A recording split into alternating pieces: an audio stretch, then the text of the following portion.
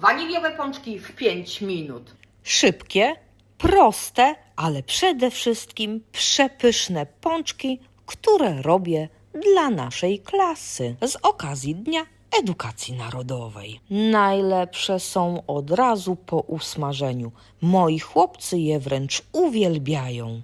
Postanowiłam, że pokażę Tobie ten przepis, a może też go wykorzystasz, bo naprawdę warto. Tym bardziej, że wykonanie ich jest po prostu banalnie proste. Cukier, puder, dżem, lukier, podaj je z czym tylko lubisz i zajadaj. Czy muszą być idealnie okrągłe? W mojej ocenie absolutnie nie.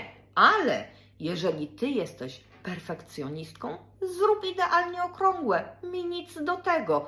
Ja lubię pyszne, nie idealnie okrągłe, kładzione łyżką, za to chrupiące z wierzchu i mięciutkie w środku.